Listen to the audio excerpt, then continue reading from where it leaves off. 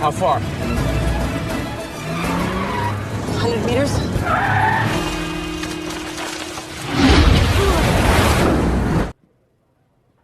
You talk about this stuff like you read it in a book.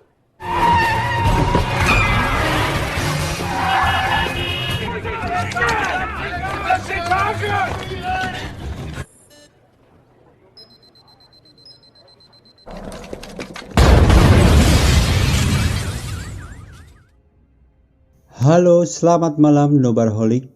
Sudahkah Anda pakai autan malam ini?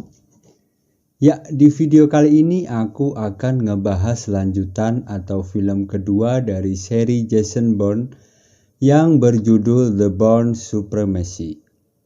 Sebelumnya aku ceritakan sedikit tentang film pertamanya yang pernah aku buat di channel ini, yang kurang lebih bercerita tentang agen rahasia yang lupa ingatan dan tidak ingin membunuh lagi. Kemudian memutuskan untuk keluar dari CIA dan kabur bersama perempuan yang dicintainya. Bagi tuan dan puan yang mau menonton lengkapnya, link video untuk film pertamanya sudah aku taruh di kolom deskripsi di bawah ya. Nah, di film kedua ini yang keluar 2 tahun setelah film pertamanya, yaitu pada tahun 2004, dengan genre yang sama yaitu action thriller dan dengan tentu saja masih dibintangi oleh aktor yang sama yaitu Matt Damon. Penasaran dengan jalan ceritanya? Yuk nobar!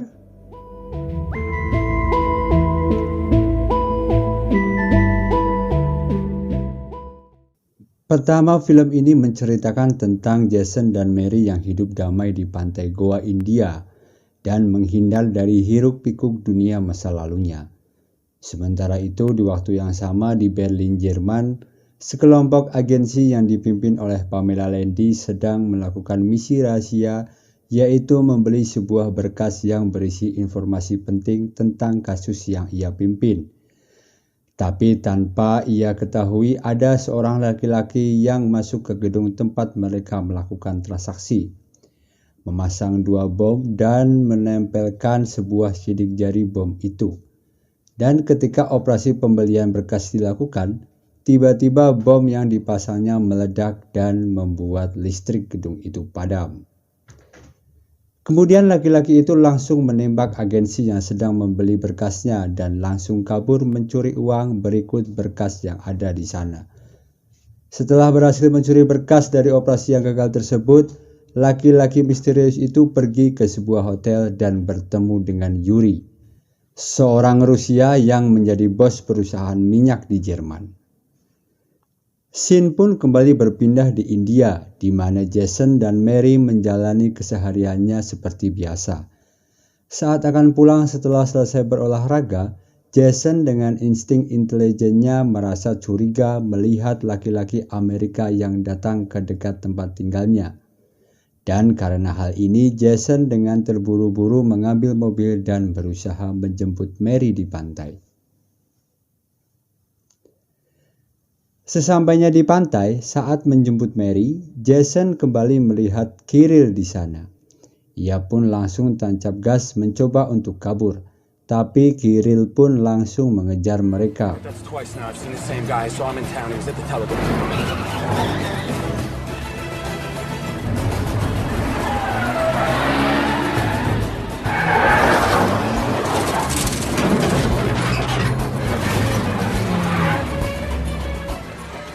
Di pengejaran ini, Jason bertukar tempat dengan Mary untuk menyetir dan memilih jalan menerjang rawa-rawa sehingga mobil Kirill tidak bisa mengikuti mereka. Tak mau menyerah, Kirill pun mengambil sebuah tas dan pergi berlari meninggalkan mobilnya. Di tengah perdebatan antara Jason dan Mary tentang siapa sebenarnya yang mengejar mereka, tiba-tiba Mary tertembak di kepalanya dan membuat mobil mereka terjatuh tenggelam ke sungai.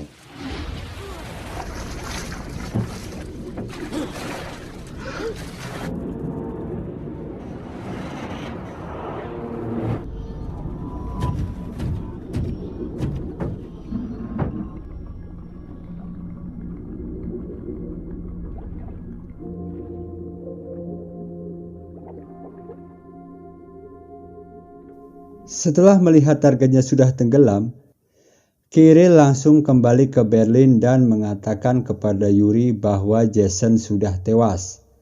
Namun film ini tidak secepat itu Ferguson, karena ternyata Jason masih hidup. Ia pun dengan cepat kembali ke rumahnya, mengambil barang-barangnya dan langsung pergi untuk mencari tahu kenapa CIA kembali mengejarnya. Cerita berlanjut di markas besar CIA, di mana Pamela Landy dimarahi oleh bosnya karena operasinya yang gagal.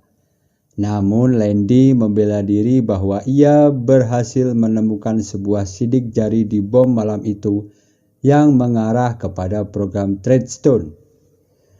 Bosnya pun kembali mempercayai Landy dan menyuruhnya untuk menyelidikinya, dan ternyata sidik jari itu adalah milik Jason Bourne. Landy pun langsung mendatangi Ward selaku ketua dari program Treadstone dan mengetahui bahwa program ini sudah lama dibubarkan. Landy pun tidak menyerah dengan memeriksa laptop milik John Clint, dan di hard disknya ditemukan sejumlah uang di rekening banknya yang disimpannya di Berlin. Dan akhirnya dalam rapat penuh perdebatan, akhirnya para petinggi CIA bersepakat untuk menyuruh Pamela Landy agar memimpin operasi untuk menangkap Jason Bourne. Kembali ke Jason, di mana ia sudah sampai di Naples, Italia, dan tertangkap petugas imigrasi karena paspornya terdeteksi sebagai orang yang dicari. Mengetahui Jason sudah ditangkap, Landy langsung menyuruh orangnya untuk mengamankan Jason. Tanpa diduga, Jason pun langsung menghajar orang tersebut dan dengan cepat menyadap teleponnya, kemudian langsung pergi. Dan dari telepon yang ia sadap itulah Jason mendapatkan informasi bahwa Landy lah orang yang memburu Jason. Mendapati Jason berhasil kabur, Landy dan Ward langsung terbang ke Berlin untuk memburu Jason. Tapi sebelum pergi ke Berlin, Ward terlebih dahulu menjemput Nicky yang tak lain adalah anak buah John Clint terdahulu yang mengetahui seluk-beluk program Treadstone. Cerita pun berlanjut di Munich, Jerman, di mana Jason mendatangi seseorang bernama Jarda yang merupakan salah satu mantan agen Treadstone sama seperti Jason. Saat di dalam rumah, Jason langsung menodongkan pistol dan menyuruh Jarda untuk mengikat tangannya. Jason pun bertanya kenapa CIA terus mengejarnya sampai membunuh Mary kekasihnya. Tapi dari keterangan Jarda, Jason mengetahui bahwa program Treadstone sudah lama ditutup. Mengetahui hal ini, Jason akhirnya melonggarkan kewaspadaannya. Lalu saat telepon berdering, tiba-tiba Jarda dengan cepat mencoba menghajar Jason. Perkelahian pun terjadi antara mereka yang berakhir dengan Jarda yang dicekik sampai mati dengan kabel.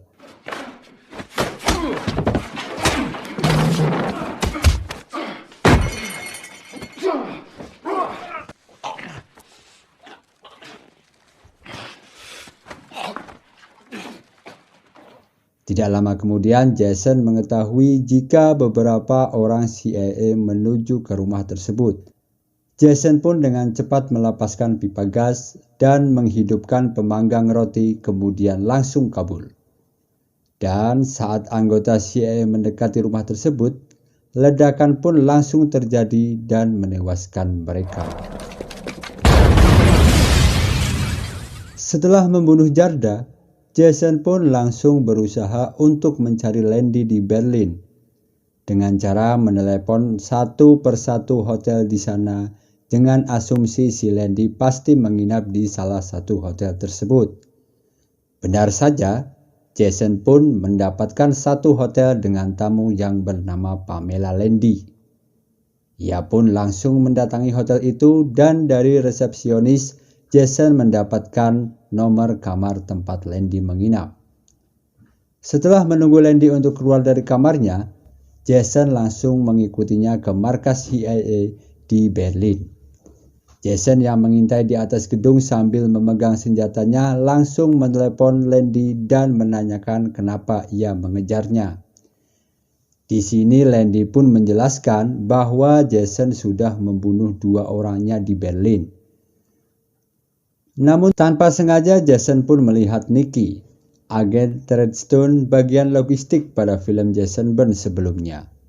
Jason pun meminta Landy untuk dapat mempertemukan Nicky dengan Jason di tengah kota yang penuh dengan keramaian.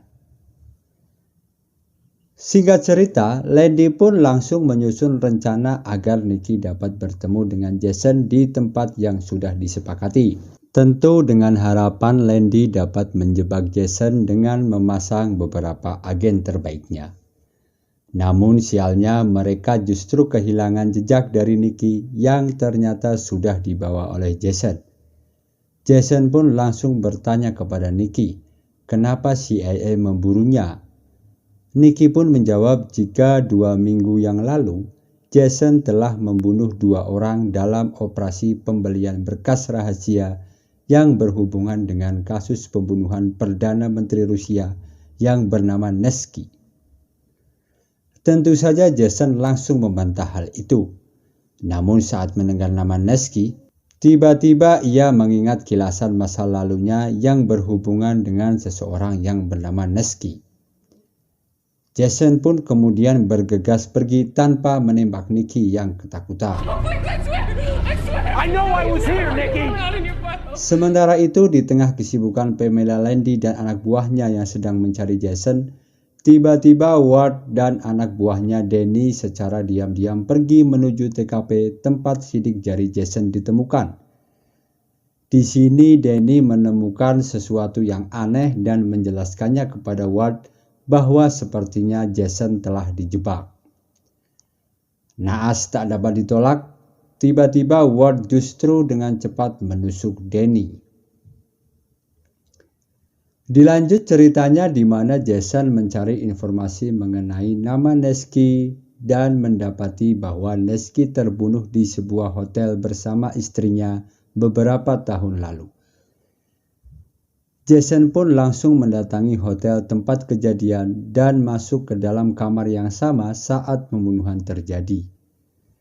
Dan dalam kamar ini ingatan Jason perlahan-lahan mulai kembali, di mana Jason mengingat bahwa ialah yang membunuh Nevsky dan istrinya beberapa tahun lalu atas suruhan John Klein. Tak lama berada dalam kamar hotel tersebut, ternyata seluruh gedung sudah dikepung oleh polisi yang mengetahui bahwa Jason ada di dalam hotel. Melihat polisi sudah tiba di depan kamarnya, Jason langsung mencoba untuk kabur dengan cara memanjat pipa ke atap kemudian langsung pergi dari sana. Namun saat sampai di jalan raya, Jason berhasil dikenali oleh polisi yang sedang berpatroli dan langsung mengejarnya. Dalam aksi pengejaran ini, Jason pun berencana untuk pergi menaiki kereta guna lari dari kejaran polisi. Namun saat sudah sampai di kereta, Jason berencana untuk membuat pengalihan, sehingga ia pun kembali keluar dari kereta, kemudian meloncat ke kapal yang lewat yang berada tepat di bawah stasiun.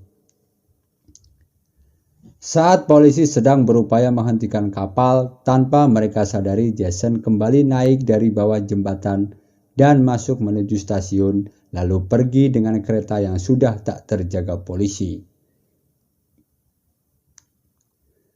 Di lain tempat, Landy dan anak buahnya pun memeriksa keadaan kamar yang dimasuki Jason dan bertanya-tanya, apa kepentingannya Jason ke kamar tersebut. Sementara itu, Ward yang mulai bersikap aneh pun memilih kembali ke hotelnya dan menelepon seseorang yang tak lain adalah Yuri. Ward berkata bahwa Jason masih hidup. Dalam percakapan ini barulah terbongkar semuanya, ternyata Ward dan Yuri lah otak dari pembunuhan Perdana Menteri Rusia yang bernama Nevsky. Selesai menelepon Yuri, dengan penuh kekecewaan karena Yuri memilih lepas tangan dari persoalan tersebut, Ward pun menyadari jika di dalam kamarnya sudah ada Jason. Ward yang merasa tak berdaya pun menceritakan fakta sebenarnya tentang Jason yang dijebak untuk kepentingan Ward, John Clint, dan juga Yuri. Dan Ward pun merasa dikadali Jason karena ternyata pengakuan tersebut telah direkam oleh Jason. Setelah mendapatkan rekaman itu, Jason pun langsung pergi meninggalkan Ward. Tak lama kemudian, Landy yang mendapatkan kabar bahwa Danny, anak buah Ward, ditemukan terbunuh itu pun merasa curiga dan langsung menemui Ward di kamarnya. Namun tanpa diduga, di depan Landy, Ward justru menembakkan kepalanya sendiri karena merasa sudah tidak mampu berbuat apa-apa setelah pengakuannya direkam oleh Jason. Landy pun menerima kiriman yang berisi rekaman suara yang direkam oleh Jason. Dan di sini akhirnya Landy mengetahui fakta sebenarnya bahwa Jason tidak terlibat dalam pembunuhan anak buahnya Landy. Di lain tempat, Yuri yang mengetahui Jason masih hidup kembali menyuruh Kirin untuk membunuh Jason. Kirin pun langsung pergi menggunakan mobilnya untuk mencari Jason. Cerita pun berlanjut di mana Jason tiba di Rusia dan tak tahu entah apa tujuannya. Ia langsung pergi mencari anak perempuan dari Nevsky. Namun tiba-tiba polisi Rusia datang dan berusaha menangkap Jason. Jason yang sedang kabur di bawah jembatan pun sempat terlihat oleh Kirin dan ia pun segera menembaknya. Melihat ada orang yang bersenjata, polisi yang awalnya mengejar Jason pun justru menangkap Kirill. Dan kesempatan itu pun dimanfaatkan Jason untuk kabur darinya. Tapi setelah Kirill menunjukkan identitasnya sebagai agen rahasia, polisi pun melepaskannya. Kirill pun kembali mengejar Jason yang terluka. Sedangkan Jason dengan tangan berlumuran darah mati-matian mencoba untuk kabur. Akhirnya Jason berhasil kabur dengan taksi. Dan Kirill yang melihat Jason kabur pun langsung merampas mobil milik warga di tengah jalan untuk mengejar Jason. Adegan kejar-kejaran di mobil pun kembali terjadi.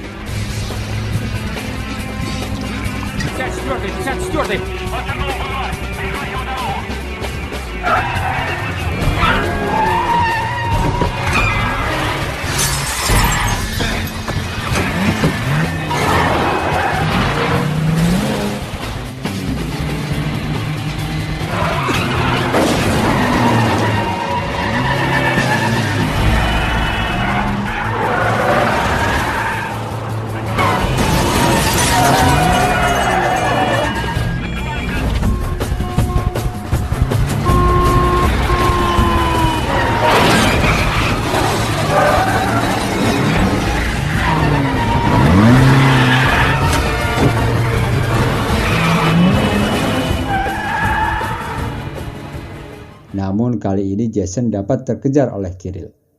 Pantang menyerah dengan sisa tenaganya, Jason menembak ban mobil kiri hingga pecah dan membuat mobil Kirill hilang kendali serta menabrakannya ke pembatas.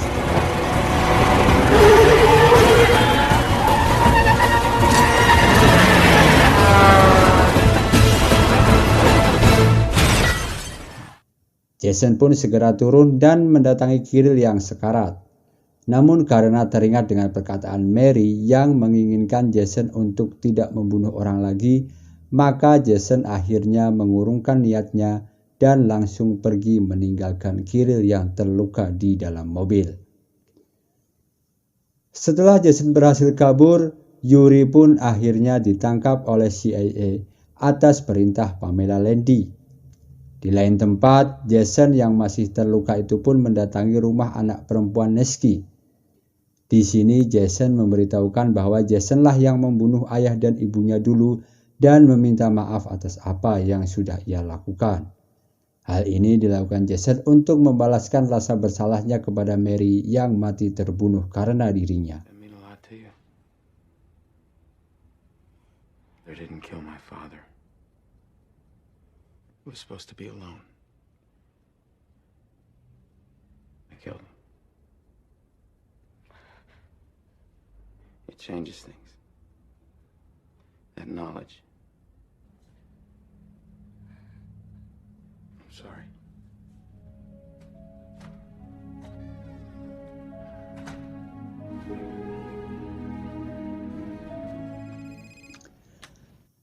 Setelah semuanya kembali tenang, Jason menelepon Landy untuk menanyakan kelanjutan kasusnya. Landy pun mengatakan bahwa kasusnya sudah ditutup dan berterima kasih kepada Jason atas rekaman yang ia berikan. Di akhir percakapan, Landy memberitahu bahwa nama asli dari Jason Bourne adalah David Webb. Jason pun langsung menutup teleponnya dan kemudian pergi menghilang di keramaian kota, dan film pun berakhir. Ya, menurut aku di film kedua ini ceritanya lebih menarik daripada film pertama. Dan sebagai sequel, film yang kedua ini bisa dibilang bagus banget. Ceritanya nggak mudah ditebak, bikin penasaran, dan membuat kita mikir keras tentang konspirasi dan intrik di dalam film tersebut. Di film ini juga menampilkan para tokoh yang lebih dulu keluar di film pertama, seperti Nicky, John Clean, Webb, dan juga Zelda. Oke, sekian dulu dari aku untuk referensi film buat nobar bareng teman-teman. Jangan lupa subscribe channel Nobar karena kita akan review lanjutan dari film sequel ketiga dari Jason Bourne ini. Selamat malam, Tuan dan Puan.